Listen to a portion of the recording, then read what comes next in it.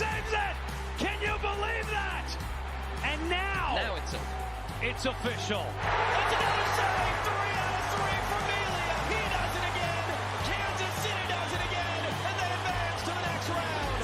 And Dallas are through to the next stage of the playoff. Jimmy Mara is the hero. The Audi 2020 MLS Cup playoffs continue as we wrap up round 1 action, and let's hope the games today are just as exciting as the ones we have seen. My goodness, a triple header on tap for you tonight. And we start with Toronto taking on Nashville at 6 p.m. Eastern on FS1. Nashville coming off that big 3-0 win over Miami. Can they pull off the upset? Up next, we've got your 2020 Supporters Shield winners, the Philadelphia Union taking on the New England Revolution, who beat Montreal in the play-in round. That game at 8 p.m. Eastern on ESPN. And what a nightcap we have in store. Reigning champs, the Seattle Sounders hosting LAFC, a rematch of last year's Western Conference Finals. That game at 10:30 p.m. Eastern on ESPN. Well, welcome on into the Audi 2020 MLS Cup Playoffs pregame show. I'm Susannah Collins alongside my guys Matt Doyle and Kaylin Carr. And y'all, if you haven't been entertained by these playoffs so far, then we cannot be friends, because it has been absolutely insane, you guys. 2 or more goals scored in every single game we've seen. 3 games have gone to extra time and PKs, 4 stoppage time goals. All of those have been go-ahead goals or equalizers. And we've also seen 3 teenagers scoring big goals for their teams. There is so much to take in here. So much has already happened. I know we could pick so many favorite moments, but for you guys, what has been your favorite moment of these playoffs so far? Doyle, we'll start with you. I mean, you mentioned the 3. Sorry, Kaylin. Okay. Kaylin, we're going Hey, Kaylin. let me start things off. I messed it up. I messed it up. My bad.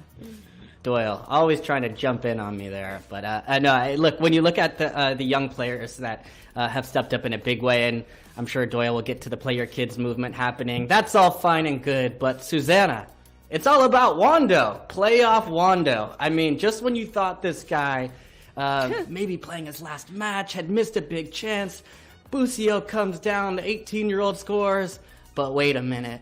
In the 6-yard box, Wando steps up. I mean, he was fantastic. You know, the energy, he seemed to grow stronger as the game went on. Through 2 extra times, organizing the team before the playoff, before the penalty kicks, and then, of course, Tim Melia, also another one of the people's champs, step up in a big way. But it was just such a blast for a guy. I grew up playing with Wando, and always, I think everybody's partial to Wando at this point. It was amazing to see playoff Wando in action, and also the good news that we may see that again. Yeah, sounds like we might. For me, I cannot look past Mr. Rodrigo Schlegel, the big hero of Orlando City SC, the defender coming in such a crazy, wild PK situation. Of course, we all know what happened with all the confusion that was going on in that penalty shootout between Orlando and NYCFC. I don't really know. I'm still wrapping my head around it. But for him to come in, make that save. It was the ugliest save I've ever seen, but also the loveliest. That moment was just priceless for me. Well, especially because do you have a Schlegel jersey? Yeah, you picked Orlando to win the MLS Cup, Not yet. so you have to get on my a jersey. list. It's on my list. By the guys. final, we need to see this. If they get to the final, you need a Schlegel kit to bring us in. I think Orlando should send me one, because I have picked them going through all the way, so I feel like that in itself is reason enough for them to send me a jersey. I'm just saying. Doyle, right. What have you enjoyed? What's been your moment so far? I mean, Kaylin stole my thunder, right? Everybody knows I'm gonna play the hits, and that means play your kids. Caden Clark on Saturday with that opening goal for the Red Bulls. He's just 17. Gianluca Busio with the dramatic, obvious late winner for Sporting KC. That's going to be a 3-2 win, right? Yeah, wait a minute. Then comes Wando. But Busio's just 18. And then the biggest one for me, given FC Dallas's history of struggles in the postseason in Cascadia, was Ricardo Pepi, the 17-year-old, off the bench, getting the late equalizer, following up his own shot that had hit the post, and getting them into stoppage time, and then very cool on his penalty kick as well. So it felt like a big moment for for the Play Your Kids movement in MLS, and you know for a fact all 3 of those kids have huge European teams watching them and ready to make a move for them. So keep an eye on them this winter, or really next, for Clark and Pepe. 100%. See, this is why I wanted Kaylin to go first, was so that Doyle can make this point, because it leads perfectly into our next folks. Little segment. Okay, I'm a professional, and this is what I do. So we're talking about the young guns, the 3 teenagers that have scored goals, and you mentioned the Ricardo Pepi goal. I mean, he looked like he was having quite the night after FC Dallas's win over Portland, and he appeared on Extra Time shortly after that win. Let's take a look. No, the PK, I mean, I've always been good at PKs, to be honest with you. Obviously, shooting one at the MLS is a little tougher and, a little nerves. But, I mean, nerves behind and we got to go up. Hey, man, I Ricardo, hear them. take us in the back room. Yeah, I hear them celebrating back there. I hear them celebrating. All right, Ricardo Pepi down the hallway to go celebrate his FC Dallas teammates. I mean, I don't blame him. I want to hang out with my teammates, not you guys. Just kidding. Psych. Guys, please join the fellas from Extra Time for Extra Time, driven by Continental Live post-game show. They will have all the action wrapped up for you, and probably a few beverages on tap, because that is how we do things around here, and I'm not mad at it. So a night of atmosphere, a night of expectation, a night when one of these 2 sides will deliver themselves into MLS Cup. It is Atuesta!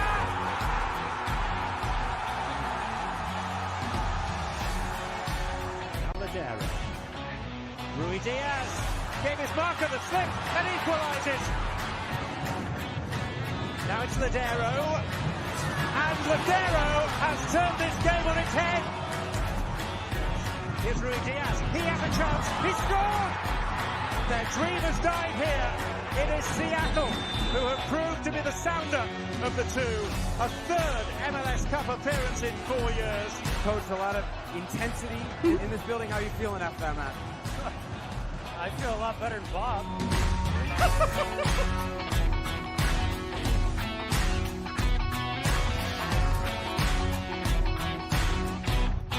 One of my favorite sound bites from last year's playoffs. Good old Schmetz.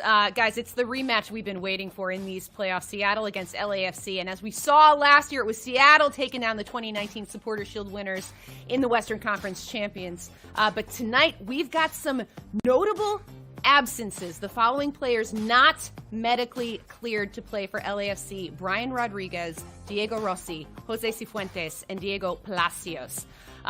Important pieces here for LAFC, but none more so than the 2020 Golden Boot presented by Audi winner Diego Rossi. Doyle, what does this mean for them? It means they have 14 less goals up top to start the game. Rossi was dominant this year, and primarily it's about his speed. He understands.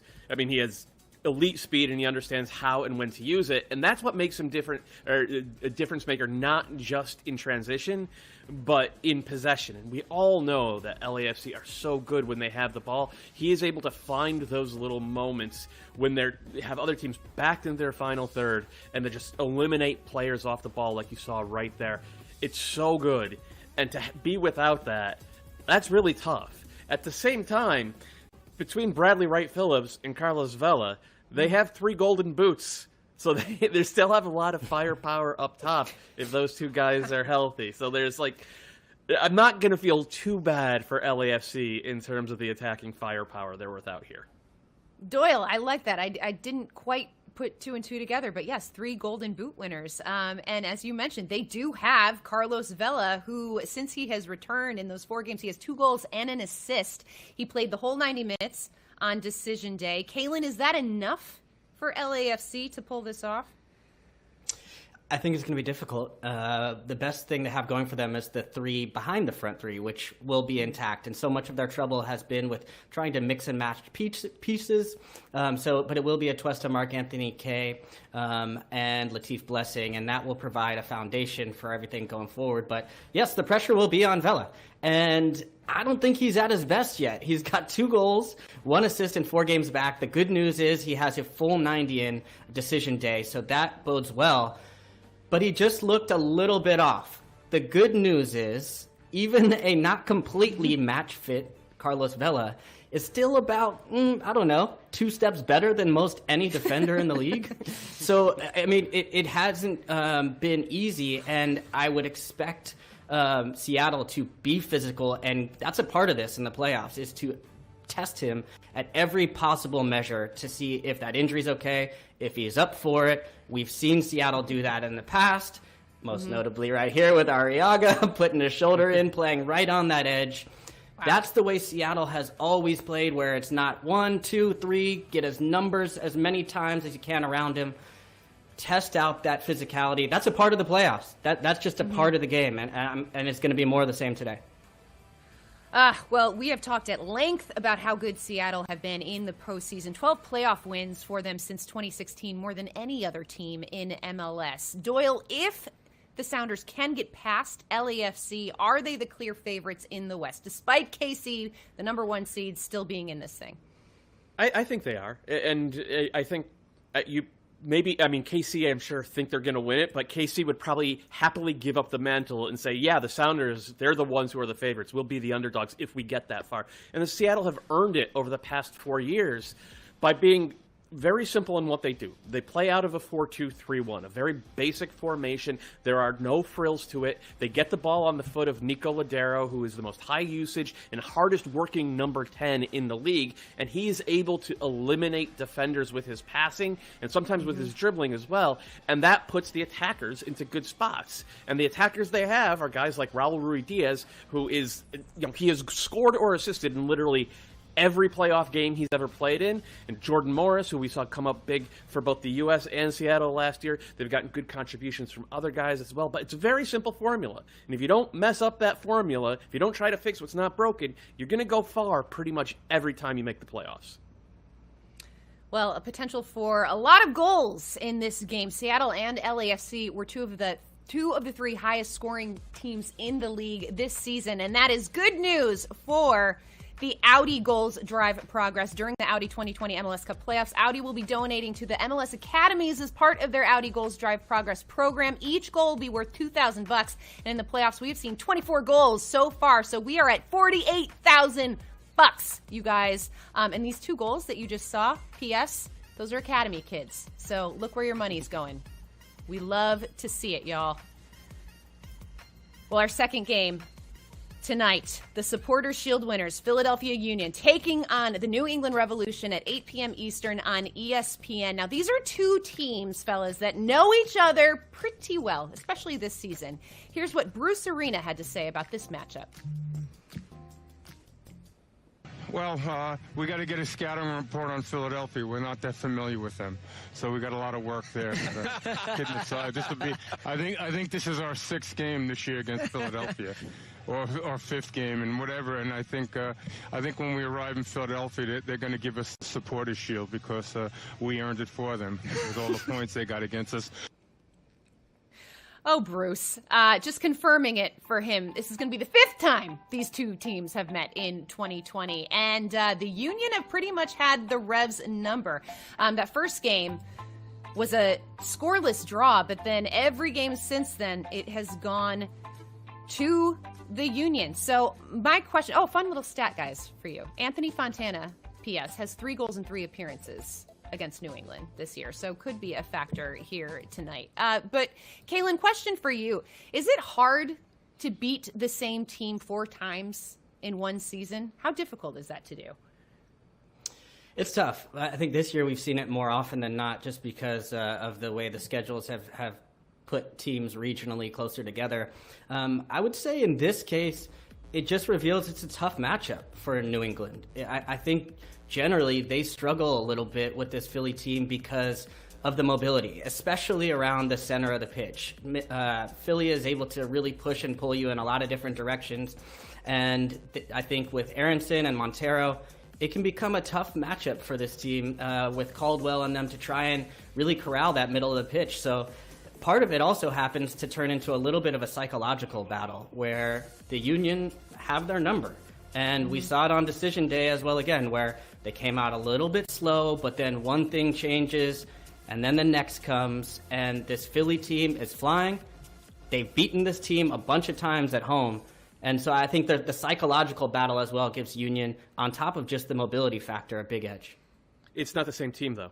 That's the thing. Like, I don't disagree with you. At some point, you realize the team you're playing against is just better than you. But that was the Revs without Carlos Gil. Carlos Gil is back now. He's fit. Now, granted, you don't know exactly how much gas he has in the tank because he did have to go the full 90 the other night against Montreal. But New England, with Carlos Gil and with Gustavo Bo locked in, that's a very different proposition than beating the team that Philly saw for most of this year. I mean, when it's all about having an elite number 10, that's what Gil is in this league. I have a question for you guys because I spoke to Landon Donovan today on the call-up. Thank you for that little plug. And we were talking about the playoffs, and his concern about Philadelphia was that, they're a team that was poised for success in the regular season, obviously winning the Supporters' Shield. But then when it comes to playoffs, is this still a team that can find a way to win? Kaylin, I know you followed this team very closely. I'm just curious what your thoughts are on that. Yeah, I do think so. I think generally when you look at, I think they've built towards this, and that's been the question for Philadelphia for quite some time was, can they get it done in the playoffs? And I think they've had to learn the hard way in some ways that at some points there was a ceiling there. But I think when you look at this season and you look at the big matches, they've stepped up time and time again. And so I think when you look at Sergio Santos, Shabilko, 2020 is a little bit of a different year, and I think it will be a different playoffs in some way where you're going to need contributions from so many different players.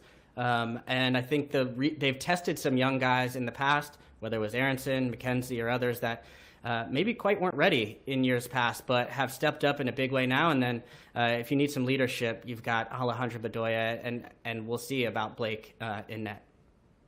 All right, I'm glad you mentioned Brendan Aronson. Oh, go ahead, Doyle. Do you have a follow-up? No, I was just going to say Brendan Aronson's a best 11 player. If he's not ready now, okay. Well, let's get into that then, shall we? Let's do a little player spotlight on Brendan Aronson. If you guys saw today, there was a great article from Tom Bogert on MLSsoccer.com about Brendan Aronson's decision to sign the homegrown deal instead of going to Europe, and it's just been a breakout season for this kid. 4 goals, 7 assists. He will be heading to Salzburg next season. But Doyle, when we look at his season on the whole, why has he been so successful this year? He's a crazy dynamic player at times. Like his ability to receive the ball in traffic, he actually often throws his first move before he receives the ball, which always throws defenders off. And then he's able, like his vision is great, his work rate is great, but primarily it's his reactions in transition. That moment when the ball turns over, which a lot of modern soccer is based upon, Aronson is borderline world-class in those moments, and that's why the Union are so good in transition, and they're so good pressing, and that's why a severe pressing team like RB Salzburg paid what they paid for him. So that is what jumps out. What I remember from last year's playoffs, though, is he had one of those moments at Atlanta, right after Atlanta had taken a 1-0 lead, where he was in on goal 1v1 against Brad Guzan because of his great reactions in transition and his great physicality and speed, and he was not able to finish. He was not able to finish in that moment. And that has to be the difference between Brendan Aronson, the homegrown player who gets a lot of minutes in 2019, and Brendan Aronson, the best 11 player who's headed to a Champions League team in 2020. If he gets into those moments tonight, he has to put the ball in the back of the net. All right, we'll soon find out, guys. That game, the Philadelphia Union taking on New England Revolution, 8 p.m. Eastern on ESPN. Our staff, our coaches, our organization, our players, we're committed to do whatever it takes to make TFC the class of MLS. And without further ado, I'd like to introduce another new member for TFC and For our fans, please welcome Michael Bradley. Alro gonna play a low cross in, and Michael Bradley delivers for Toronto FC. It's 1-0. Dimitro's ball in. Altidore with a header. Josie Altidore cannot stop scoring right now. Altidore is onside here. Josie Altidore through on goal. It's Josie Altidore, and the deadlock is broken.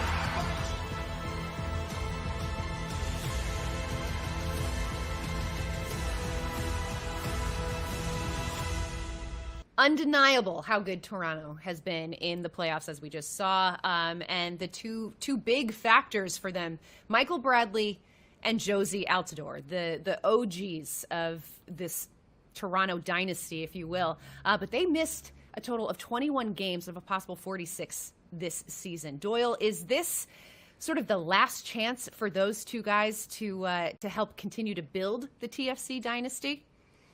I don't think it's the last chance, but it feels like a different type of proposition this year because, look, I'm surprised Josie's starting. He's in the 11. I thought he was going to be a 35-minute sub. I thought this was going to be the beginning of the Ilsinho stage of his career. I still think when he's out there and he's fit, and sometimes even when he's not fit, he is one of the best forwards in the league. I mean, he showed that in last year's MLS Cup. He scored against the Sounders on basically one leg. I think that for Josie, for Michael Bradley, it's bigger in arguably a different way because he just hasn't looked good and he hasn't looked mobile this year. And there's a strong argument that some of the younger players on that team in that central midfield have been better than Michael Bradley. So this is a big prove-it moment for Michael Bradley. This game, and then if they get past Nashville, whatever happens afterward, that is huge for 2021 and beyond for Toronto. Hold on 1 second here, because I'm all about play your kids, but I think there may be a moment, whether it's today or throughout the playoffs, where we see a little bit of this, and this is part of the reason is some of the doubters and Doyle. You got to look at it. I mean, for the U.S. men's national team, Josie is still very clearly the best number 9. Now, he hasn't been healthy. He's still only 31 years old, but as far as the quality goes, this is a guy that is right up there near the class. And Michael Bradley as well. I mean, he'll be, I think, still in the national team picture and play an important role for this team looking ahead. Now, he's got Matt Doyle speed right now, but Kalen. I think when you look at we lost guys, Kalen. Look at that. What's that? We lost you for a sec, bud. I think oh, really? Yeah, you're good. Yeah, 2020 stream issues. But look, I think these guys still have a massive role to play. But I think part of the reason why some of the pressure is not as high on them is because of Pozuelo and how he has taken control of this team. He has become the mind of the team, the way he's been able to not only contribute with goals and assists, MVP season for him this year. He's found the important ones. He's able to do it in a bunch of different ways. And then really the understanding he's been able to build with the rest of the players where he always seems to find the right pass to put players in the right positions. I mean, he has been tremendous for them and taken them to be a contender even without these top players. Now you add Josie back in. I mean, I would be scared if I'm in Nashville and you see Josie and Michael in the lineup with Pozuelo. Yeah. I think you'd rather see it the other way. Okay, well, let's take a look at what Nashville is going to see. This is how Toronto is going to line up for this one. They're starting 11. Let's put the graphic up because I want to get Doyle's take on what he's looking at. Obviously, we've got Josie Altidore in the starting 11. What else are you seeing here, Doyle? I mean, it's close to their first 11 in terms of their best players out there. I think you could, it's a very flexible lineup as well. You could swap Aro and Larea depending on what you want. Same with Piatti and De Leon. But this is the closest that Toronto have been to fully healthy basically all year. And with that experience and with this talent level, yeah, you're right, Kalen. I'm a doubter about Michael Bradley and Josie at this point, and I don't think that Josie's going to make it past 60 minutes in this game. But just in terms of raw talent, they are huge favorites in this game. They have so much they could throw at you, and when they hit that extra gear, they have a gear that most other teams in MLS just do not possess. All right, well, let's take a look at the starting 11 for Nashville SC. Again, they are coming off that 3-0 win over Miami. Kalen, what is the notable when you look at this? the hamstring injury. Did we lose Kalen? Late hey, on Doyle. in the last No, Godoy. There he is. You're back, I'm clear as far as I know. Keep going. Okay, thank you. Jeez. Anunga is stepping in for the injured Godoy. That's the biggest shift. And then Mukhtar continues his good form, and Leal as well. You'll see that, this is a group that feels confident. They're coming off a big win, so can they carry that momentum into the next match? I mean, most notably, they'll talk about the defense, but I think we'll see it in a second. But this is a team that's also been scoring goals at the right time. Yeah, absolutely. Okay, let's talk about Nashville's defense, because we've talked extensively about how good they are in the back, but they've actually been scoring goals lately this last half of this season. But do you think that their defense is good enough to shut down Pozuelo and that Toronto attack? What do you think? I don't think anybody. If Pozuelo and Altidore and Piatti are clicking, I don't think any defense in the league is good enough to keep them entirely under wraps. But Nashville have been very good about bend, don't break. They're very comfortable sitting in a low block if they need to, and they can throw a little press at you sometimes, which is interesting because for as good as Toronto are and as good as their defensive numbers are, they are susceptible to like catastrophic errors at the back. So I wouldn't be surprised if Nashville had a little press for 10 minutes here or there game plan thrown in. But no, Godoy is huge. He has been very underrated this year. His ability to not only cover ground and win the ball, but he uses that left foot to just spray long diagonals and key their counterattack, which is, I mean, the great on set pieces, their counterattack is just short of great as well. So that actually might allow Toronto to even throw a couple more numbers forward a little bit more aggressively. And that is something to keep an eye on, because if Dax McCarty and Anunga get overwhelmed in central midfield and suddenly Pozuelo's on the ball and has plenty of time, it doesn't matter how good your back line is. He's eventually going to pick you apart and put the ball in the back of the net. All right, let's take a look. This was an interesting tweet that we saw earlier today about Nashville and their offense, because like I said earlier, we go on and on about their defense and how Nashville, they don't allow goals, but they don't score that many. Well, that's not exactly true, because in the last 8 MLS matches, this is how it stacks up in the East in terms of goals scored. They're second behind Philadelphia with 15 goals. And, we saw some beauties from them in that match against Miami. Randall Leal's blast, my goodness. Kaylin, where do you think the offense will come from for Nashville? Where are they going to generate that sort of attack? Mukhtar's been big for them as far as finding his form late in the season, but it's less about the volume for me than the efficiency. I think this is a team that has been efficient with their chances, where when opportunities have come up, they've been able to capitalize on them. I still don't think they're going to want to go into a wide open game, or they're going to try and bowl teams over. The recipe for them is still Walker Zimmerman, being defensively sound, and then when those opportunities come, to take them. But that's why it's important that you have that volume, is because it gives you some confidence going into the game, where you know that if you get 1, 2, 3, 4, 5 chances, you may put 1 or 2 of them away. All right. Well, guys, instead of doing predictions today, Thanksgiving is literally a few days away. So I thought it would be fun to give our hot takes on Thanksgiving food. And I'm going to start because I mentioned it again. I'll do it again. Landon Donovan on the call up today, and we talked about Thanksgiving, and he has a real beef with gravy. He hates gravy. And I'm saying gravy is the thing that makes the turkey not dry, so it's essential.